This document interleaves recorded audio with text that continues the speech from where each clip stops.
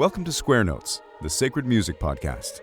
Your chance to learn about the teachings of the Catholic Church on sacred music, both in theory and practice. Through interviews, discussions, and music, your hearts and minds will be lifted up and better understand what it means to sing the praise of His glory. And now, your hosts, Peter Carter and Dr. Jennifer Donaldson. Hello, listeners, and welcome to Square Notes, the Sacred Music Podcast.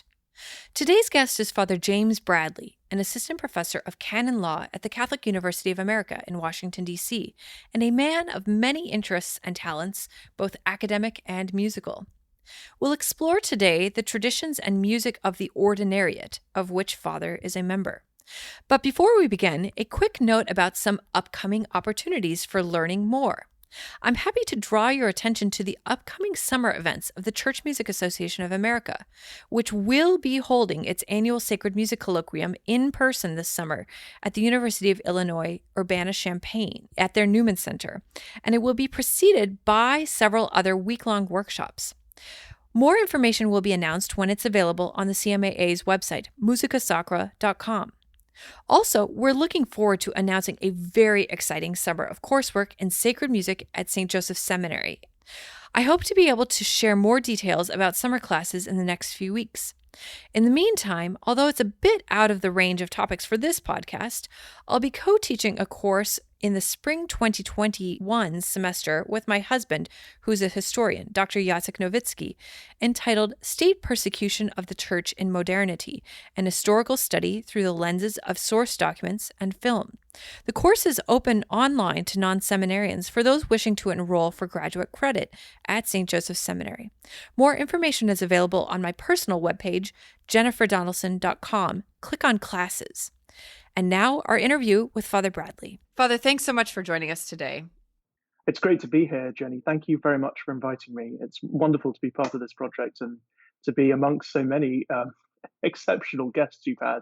So I hope I can live up to those standards. Oh, we're so excited to have you here. I'm wondering if you could start off by your introducing people to your background, because your background is so tied into our topic today and your own journey.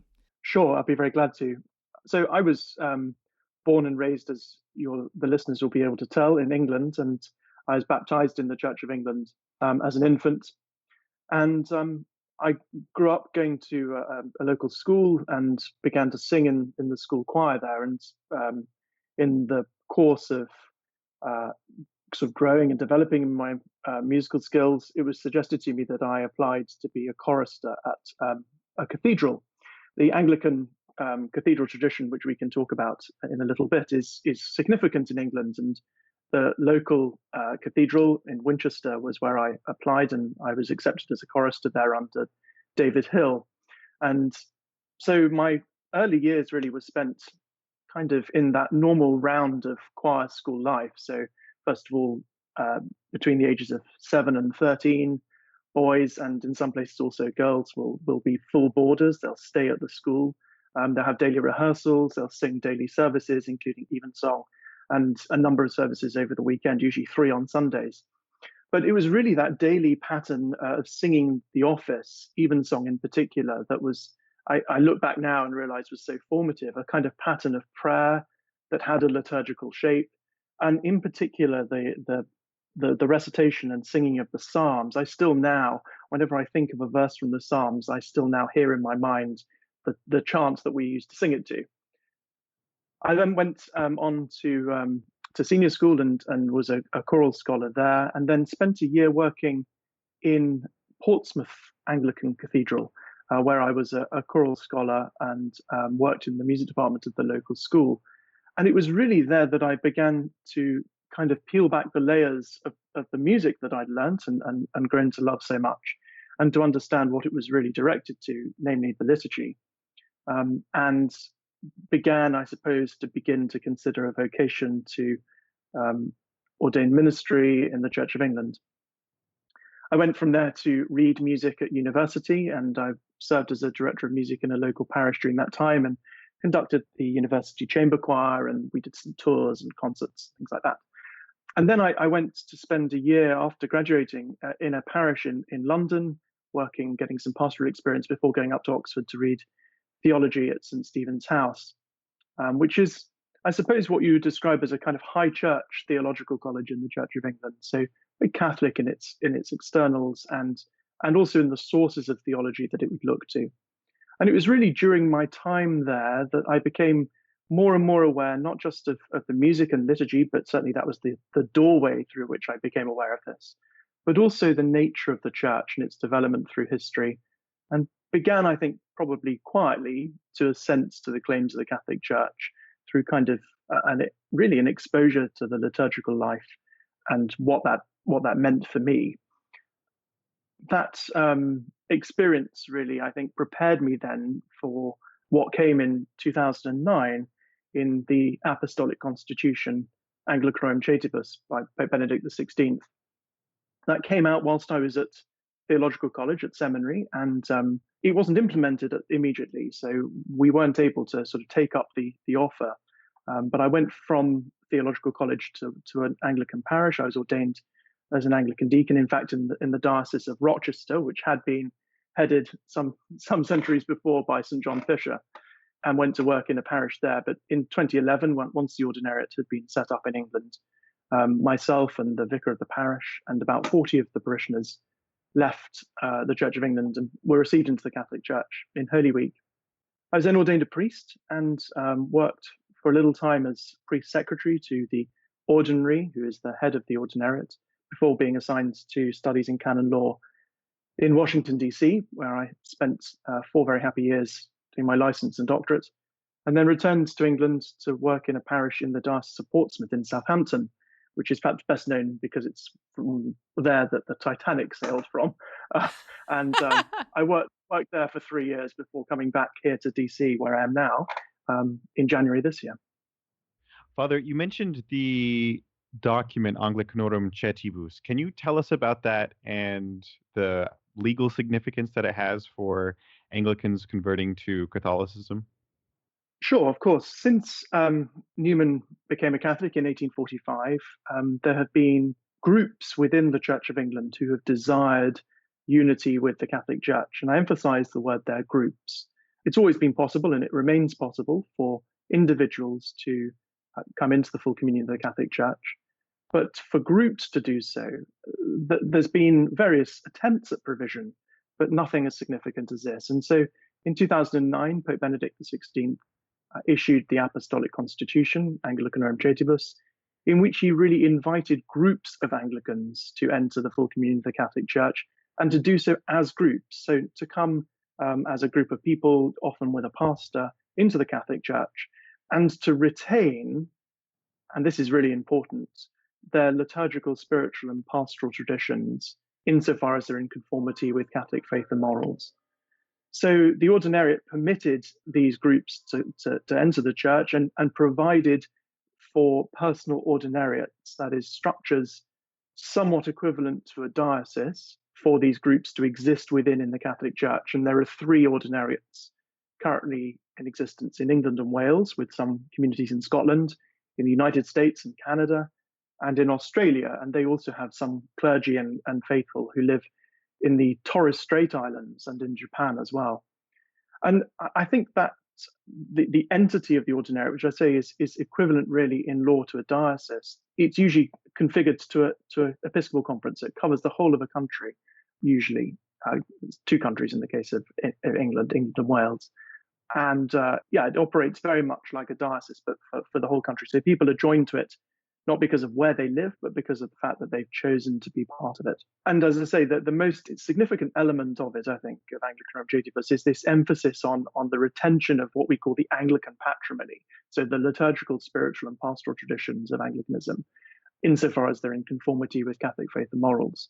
And so that liturgical experience of my youth, which I discussed, just a few moments ago, in a sense has found room in the church in a new way, and allowed me to become a Catholic, which I saw as desirable from an early stage, I suppose, in my kind of faith journey, but to do so whilst not at the same time rejecting all of those things that were important to me, that brought me to faith, that gave me an awareness of the life of Christ and the life of the church. So bringing with me that familiar pattern of prayer, kind of lived experience of the faith, truly our patrimony. Archbishop Augustin de Noyer, who has been involved with this process all the way through, says that the way in which a community worships reveals its inner life. And so that those distinctive liturgical rites, which we can perhaps talk about more and more as we go on, that's really at the core of what the Ordinariate's identity is, I think.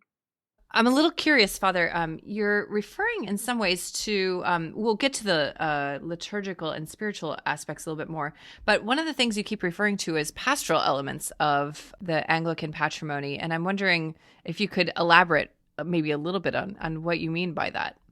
Yeah, of course. So I think just the way in which parochial life is carried out in Anglican parishes and in Catholic parishes is different. It's different in kind rather than in any sort of substantial way, but it's really an attitude, I suppose. It's difficult to sometimes put our finger on what this patrimony is, but in fact, I find it most helpful when people from outside the Ordinariate point things out to us and say, I can see that that's different. But in terms of pastoral life, just as an example, Anglican parishes are often much smaller than Catholic parishes.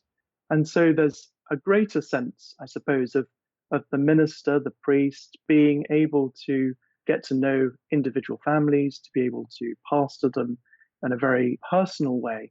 Often we find that, certainly from the experience of being an Anglican in the past, when you go to a big Catholic parish, it's almost as if the priest has so many people to look after, he can't possibly get to know people in the way that you would do in a smaller community. So, but also I think there's that because the established church in England is the Church of England, established in the law, there's also an expectation amongst Anglicans that you won't just be the pastor for the people who come to your church, but for everybody who lives in the territory of your parish. And that, I think, is something which is distinctive. It's not actually unique in the discipline of the church, but it's something which has a particular emphasis, I think, in the mind of those who have been brought up in the Anglican tradition. That's really interesting. It reminds me a little bit of the church in Poland actually has this very strong tie to, obviously every parish has territorial boundaries. That's never been abolished. And we could, talk about the canonical implications for that in modern life, of course. But in Poland, it's normal for parish priests to visit every single household in their physical parish boundaries every year and have that sense of personal interaction where they go and they bless the house of the family that they're visiting. And so that's really, really interesting what you're saying. Of course, we have a lot of Americans have in mind the country vicar. And it sounds like there's something of that, even if you're living in a big city in England or another place where the Anglican Church has been, that carries into big city life from the small towns. Yeah, absolutely. I mean, if you think about what the church looks like in Poland and in Italy and in Spain, set aside for a moment the various doctrinal questions that necessarily present themselves when we talk about this. But that's really what the Church of England has been like in England. It's been the church of the nation in a way that the Catholic Church has been in Italy and Spain and France and so on and so forth. And so the interaction that you will see in an Italian village by the priest, brackets, Catholic, is mirrored in a sense by the experience of Anglicans in the Church of England. And the fact that the Catholic Church in England was re-established has meant that it's, in a sense, had to find space in that economy, which is obviously awkward and difficult to do. So I think bringing that sense that actually I'm a Catholic, but I'm English, and that's the faith of this country, bringing that sense into greater relief, I think, is important and good for the church in England particularly. Right. So speaking about liturgy now, liturgical rites have a particular place of importance in the Ordinariate, and some of our listeners might not be familiar with these liturgies. Could you describe some of them? Sure. Well, first of all, let me just say that the liturgical rites that are particular to the Ordinariates are often referred to under the generic title of divine worship. And we have 3 liturgical books: Divine Worship, the Missal; Divine Worship, Occasional Services, which has a rite of baptism, marriage, and funerals in it; and also published this year, in fact, Divine Worship, Pastoral Care of the Sick and Dying, which doesn't need much explanation. And these texts are approved by the Holy See. Anglican Chapter, in fact, says that the liturgical celebrations, according to liturgical books, proper to the Anglican tradition, approved by the Holy See, should be part of the life of the Ordinariate. And so these texts were examined by the Holy See and approved. And I think it's fair to say that the majority of the texts come from those Anglican sources which are most closely aligned with Catholic rites. So in terms of translations, the texts are all in English, and they come on the whole from the 16th and 17th century prayer books, especially the collects, which have a particular resonance amongst Anglicans. Where texts are missing from the prayer book tradition, or where they need to be refined for doctrinal reasons, that's also taken place. So you think, for instance, that of the prayer over the offerings, the suprablata and the propers and things like that, which aren't present in the prayer book. And these are taken from certain editions in English of Catholic liturgical books that were made by Anglicans, particularly in the 20th century, who were in that group of people that I described earlier, who were seeking full communion with the Catholic Church. And you might think of the English Missal and the Anglican Missal as real examples of that. But it also builds on the previous Anglican use, which existed in the Catholic Church since the 1980s, in a book called the Book of Divine Worship. And it also, in addition to that, takes some material from the ordinary form Roman Missal, particularly the proper prayers and texts for the celebration of saints who have been canonized more recently.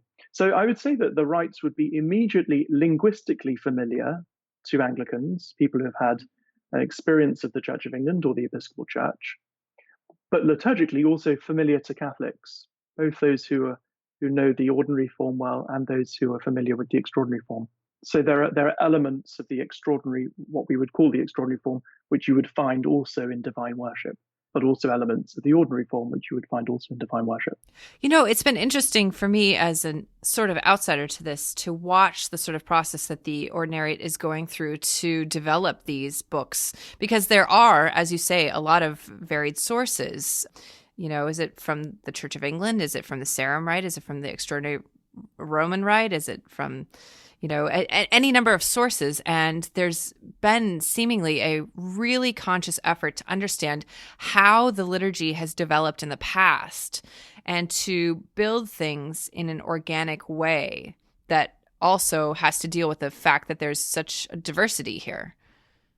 I think that's right. And respecting not only the tradition of the Roman liturgy, which of course has sort of is our first concern in all of this, that we bring into conformity with the Latin liturgy the rites of the Anglican tradition, but also to respect the rites of the Anglican tradition and the fact that the people who have come into the Catholic Church have done so as a result of worshipping in this way for centuries. And so, respecting what's good about that, recognizing what's good about that, and in a sense, finding a new opportunity for that to have space in the life of the Catholic Church. A major part of that liturgical tradition that you said that this is the way they've been praying for hundreds of years has been the musical tradition developed in the Anglican Church. Could you talk about that and how, I guess, the, say, obvious differences between the Anglican musical tradition and the Catholic musical tradition, but then how with Anglicanorum Cetibus, elements of the Anglican music tradition are able to be brought into Catholic worship in the Ordinariate or even in the Novus Ordo? Certainly, it's a great question, Peter. And, music, as I've said, is something that's very important to me personally, and my own trajectory towards becoming a Catholic, and thanks be to God, being ordained to the priesthood, really started from a love of music, which originated in the church where I was going and worshipping as a young child. So this has been something that's important to me personally, and I think is very significant, not just obviously in that broader sense, as you know more than I, that music is so integral to the liturgy, but in the particular sense that the musical tradition of Anglicanism is significant for the Ordinariates, and I think also for the wider church. So let me just say that I think, first of all, that there's been a great retention of the choral tradition in the cathedrals and parish churches of the Church of England. Not unusual to stumble into a cathedral in England, an Anglican cathedral, at 3:30, 5 o'clock in the afternoon, and find a choir of men and boys singing evensong on a wet Wednesday. This is a daily occurrence in every major city in the country. And that has a massive impact. It's broadcast on national radio every week. And the musical tradition, the choral tradition, it doesn't just exist in cathedrals, but also in parish churches. Most parish churches will have a robed choir who will sing the services. And in that, they've retained also the repertory of both the English language choral tradition, particularly the 18th and 19th century, people like Henry Purcell, William Boyce, through to likes of Wesley and Stainer, and more recently Stanford and Howells, but also Latin polyphony with a kind of obvious emphasis on composers of the English Reformation, so people like Tallis and Byrd and Gibbons and Tye and so on and so forth. In addition to that, influenced in some sense by the nonconformist tradition in England, is a solid hymn tradition. So you think in the 18th century of people like the Wesley brothers, in the 19th century of people like St. John Henry Newman, of the work of J.M. Neale, who translated huge numbers of the Latin hymns, really as part of this movement looking towards reunion.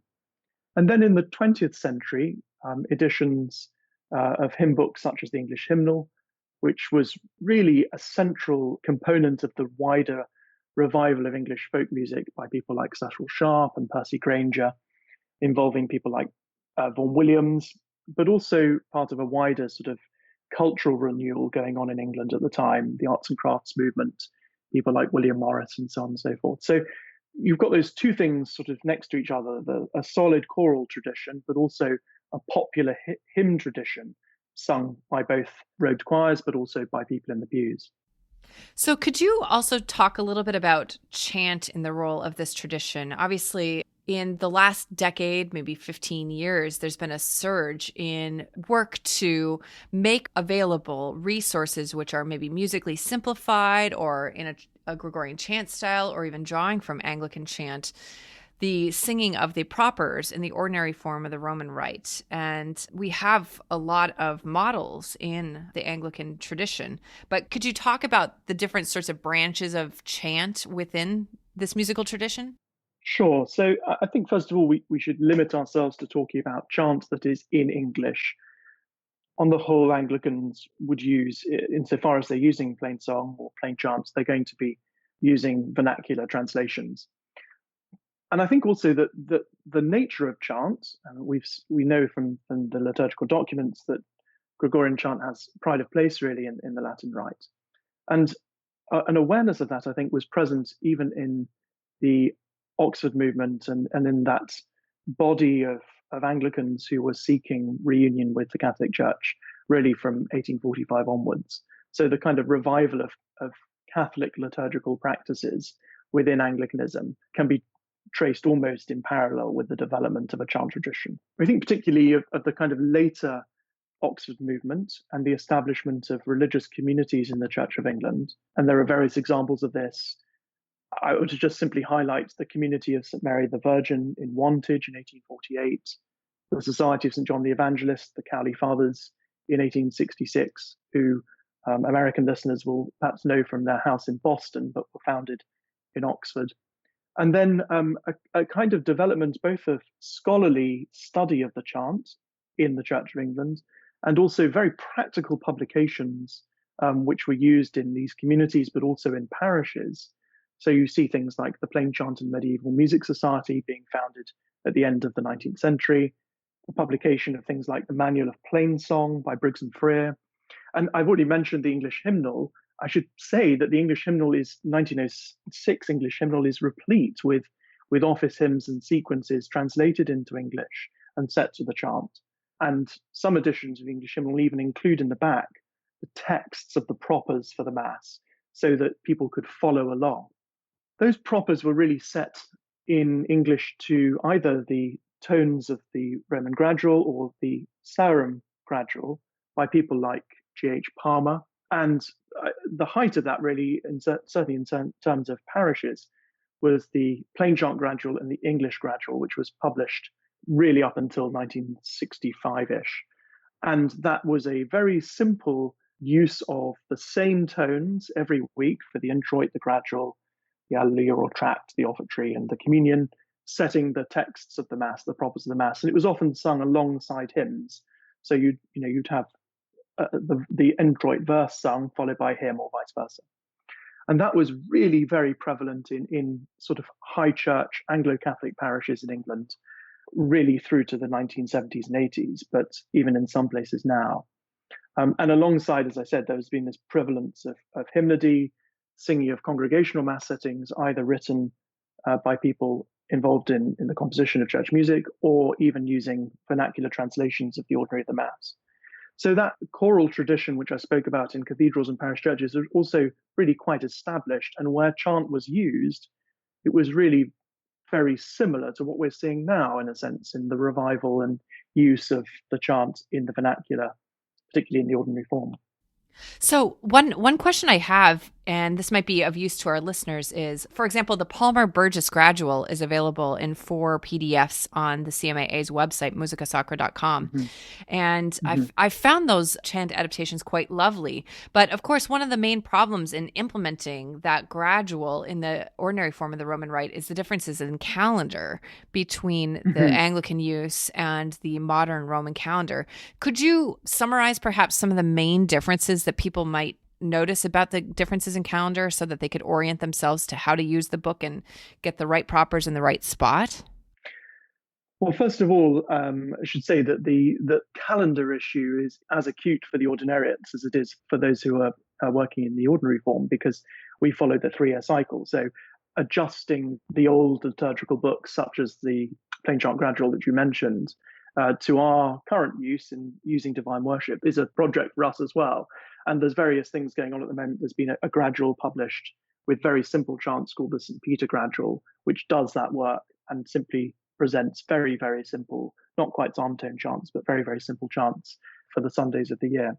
But the Plain Chant Gradual, you rightly point to, is a really exceptional piece of work, but I think of its time as well. It sets the texts of the propers on the whole to either Roman or Sarum chants, but it sort of forces the words into the chant. And I think it's helpful to remember that the purpose of all of this on the part of the Anglicans who were doing this work was to demonstrate their own Catholicity. And so they wanted to sort of show how Catholic their worship was.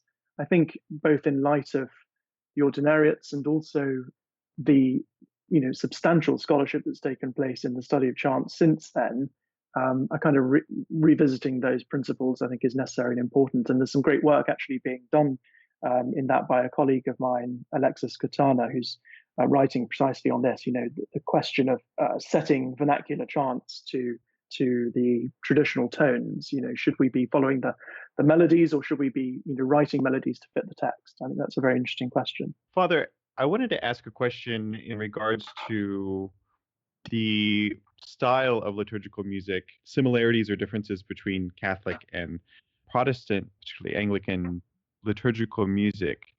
After the Protestant Reformation, it seems that in both the Catholic and Protestant worlds, there was a re-emphasis on the text, and that the music must serve the text, and that the text has to be clearly understood to the listener. The main difference, then, it would seem, would be that the Protestants incorporated the vernacular in their liturgical music, while the Catholic Church retained Latin as the liturgical language.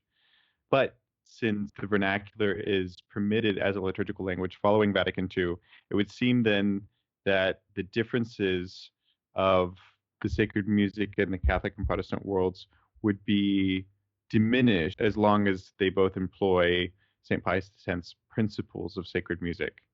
Particularly, I guess it's easy to contrast if we go to the Renaissance and think of, say, Tallis's music, since he wrote music for both the Anglican and Catholic liturgical services, or in contrasting that with Palestrina's, say, Sicut Cervus and Tallis If Ye Love Me, they seem to be both incorporating the same principles of sacred music, except with the only difference being the liturgical language. Do you think that's a fair comment to say? I think broadly speaking, it is. The traditions that you're speaking of course, are very similar. Tallis and Palestrina worked at about the same time, and both received a musical and spiritual formation in the same tradition. I think what's more interesting, perhaps, is to look at the way in which Anglican liturgical music developed through the 18th, 19th century, and into the 20th century, in fact, and to see really an entire corpus that I think very well puts into practice the principles that you've mentioned. In other words, if you were to look at the musical settings of people like Stanford in the 19th century, and if you were to look even at someone like Herbert Howells going into the 20th century, and if you were to go back a little bit further and look at people like Henry Purcell, you would find there a very clear setting of the text in amongst the music. The music serves the text rises from the music in that sense. I think those things have been very clearly present in the mind of Anglican theologians, of Anglican musicians for some time. And the result of that is, as I say, a body of work which I think conforms itself quite naturally to the principles that we now take for granted. Is there any music or development in the Anglican musical tradition that you see that perhaps wouldn't be as appropriate for Catholic worship, whether in the ordinariate form of liturgy or adapting music to the ordinary or extraordinary form? Well, certainly in terms of hymnody, the Church of England and the Anglican tradition more broadly has had the same difficulties over the last 40 or 50 years as Catholics have in some respects. And I would say the influence of charismatic evangelical music, for instance, in formal liturgical worship in the Church of England, has brought about some of the questions that we might face if we were to look at the music that you'd find in most parishes, particularly in the English-speaking world, in the Catholic Church. I would also say, though, that a disconnect between faith and musical style has allowed this to creep in even in choral music.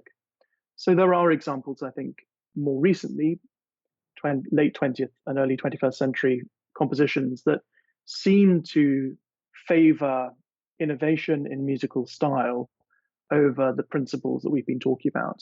Now, I will also say that there are a number of contemporary Anglican composers, or people writing for Anglican worship, I should say, who are not doing this, and very consciously not doing this. You think of people like James Mullen, for instance, who I think is due to be interviewed on this podcast.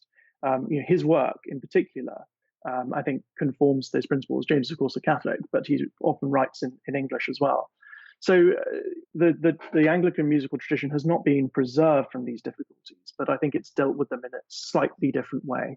So in large part, most of the Anglican tradition of sacred music, say, generally speaking, up until the latter half of the 20th century, you're saying could be adaptable or appropriate for Catholic worship? Yes, I would say so. Obviously, taking into account the general principle that we have to ensure that in terms of the texts and in terms of the doctrines that they express, that those principles are looked at. But yeah, I would say broadly speaking that the vernacular tradition of Anglican worship, Anglican music, is accessible to people who worship in the ordinary form. Yeah, absolutely.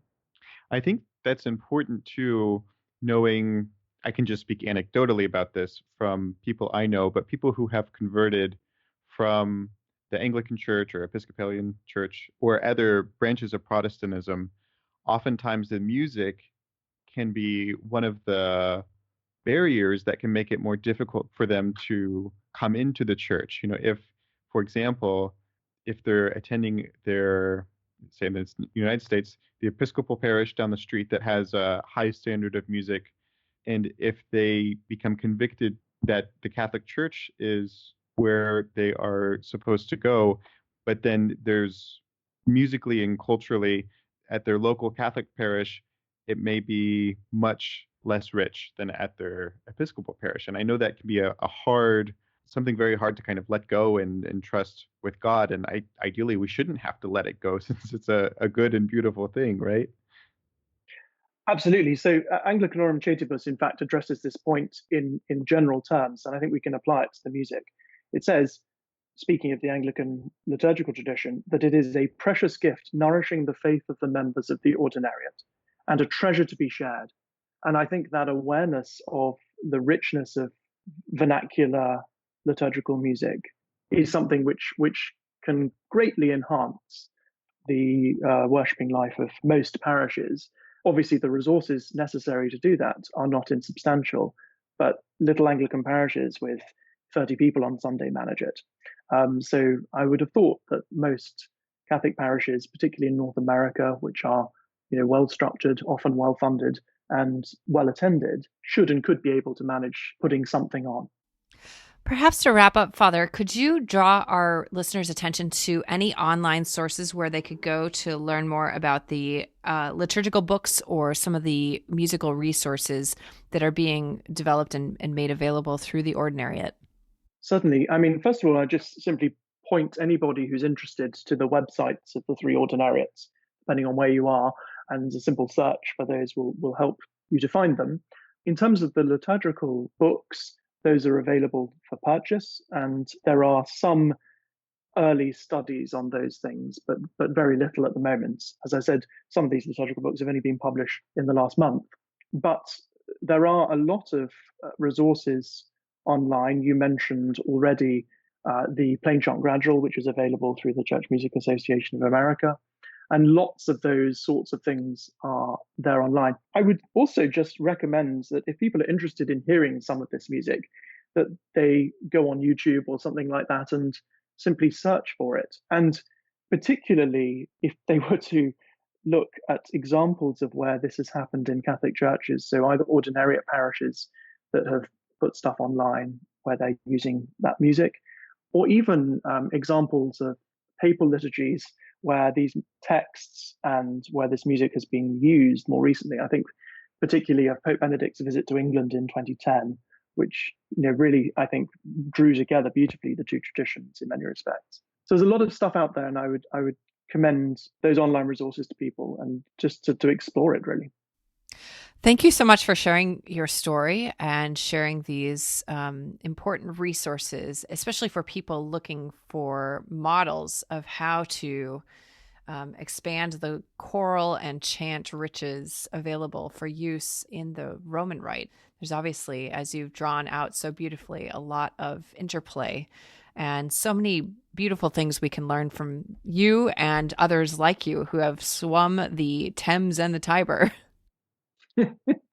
Well, thank you very much for having me and inviting me on. It's been great to speak with you. We hope you've enjoyed listening to Square Notes, the Sacred Music Podcast with Peter Carter and Dr. Jennifer Donaldson. For more information about this episode, sacred music resources, or upcoming events, visit our website at sacredmusicpodcast.com.